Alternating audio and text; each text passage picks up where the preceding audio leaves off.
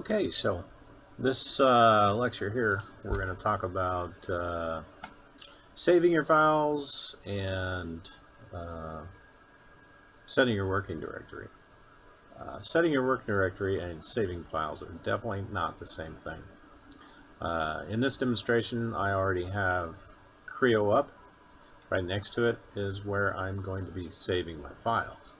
I've named the place where I am saving my files my Creo projects. Notice I have nothing in that. Okay, so when I first open up Creo, the number one thing I want to do right off the bat is I want to go to Manage Session and select the working directory. Okay, then this pops up, and this is what we call our breadcrumbs. Okay, I don't want new folder. I would rather have my Creo projects. And then I'm going to click OK. Now what that is doing, if we read down there in the bottom left hand of the screen, it says successfully changed to the M Desktop My Creo Projects directory. If you'll notice, there is nothing here. I didn't actually save anything yet. So I'm going to create a new part. And in this case, all I'm going to do is just call it the PRT002. That's fine for now. And we'll click OK. And then it's popped up on the other screen here. I'll get them centered just right. Okay, this is the PR2002. My working directory is already set. No matter what I'm going to be working on this point, it's going to be saving it there. But I'm going to go to Save As or Save a Copy. Save a Copy kind of gives you an idea where you're saving something if you're not 100% sure. So Desktop My Creo Projects, that's where I want to go. Okay, so now I have, let's say I've done a little bit of work to this, and it's time for me to save some stuff. Okay, I can either go here or I can go here. It doesn't matter. It does the same thing. Once I see this little file with a little dot next to it, that's my destination file. I read my breadcrumbs. It shows the actual place where my stuff's going to be, and I'll just hit OK. You don't put anything in here. It's a common misunderstanding. We start naming something and put it here. That's not the way Creo works. It's already named something. You're simply saving it to this blank space, which for most people does not make any sense, but that's how Creo does things. Now, as I click the OK button, immediately take a look at the top right of the screen, and you'll see a file appear. That is the first save. Now, let's say there's been some time, and I'm doing more work to this. Okay, and it's time to hit save again. So I hit save. You'll notice there's another image that's come up. Now this first one is basically telling you Creo is open and it's up. And I just saved something. The next one is saying, okay, now I'm saving a new version. Okay, now I continue to do some more work and I hit save.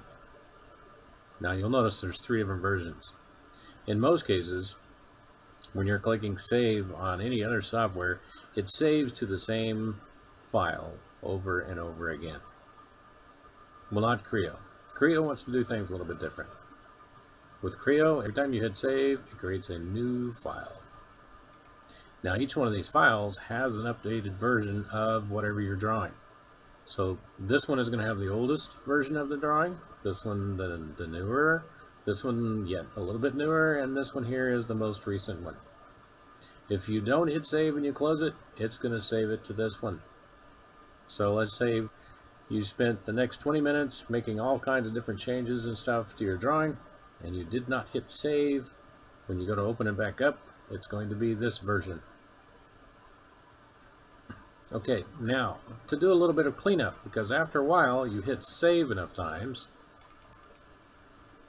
it will really hog up some space.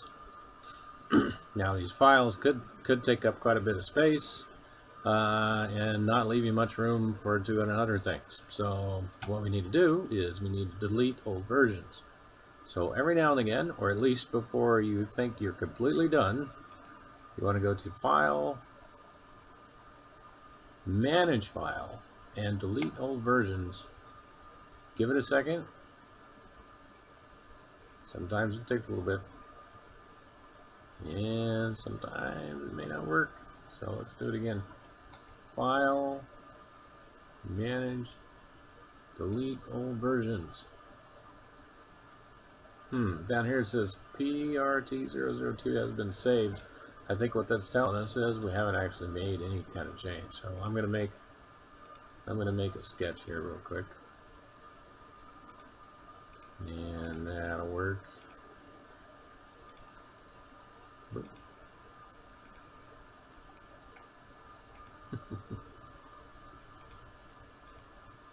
And you'll notice that a lot of my videos are not perfect. I've given up trying to make a perfect video. I figured that you can learn a lot. Oh, look here. I figure you can learn a lot from my mistakes. Do you want to delete the old versions? Well, that came up earlier when we were talking about deleting old versions. It says, do you want to delete versions? Why, yes, I do. Now watch. There it goes. Now it's saved as 002. You'll notice there's a number 8. That number 8 is saying this was the 8th version. Now it's down to 1. Even though it's still named 002, this was version number 8. Now the unfortunate truth here, though, is sometimes when you submit your work, the instructor has to go back in here and get rid of the 8, or it doesn't recognize it. So if you want to keep it original and usable, you get rid of that number. And it says, do you want to change this? Is it okay? Sure. And it doesn't make any difference. I've got rid of number 8, and my file is most likely going to be cooperative and open up for me. Now, if I continue to hit this, we end up with that. Occasionally, I want to make sure that I delete old versions. This popped up on this screen now. Click yes, watch what happens, and it cleaned it up. And that's how we manage file storage for Creo. That's how we set the working directory, and that's how we save a file.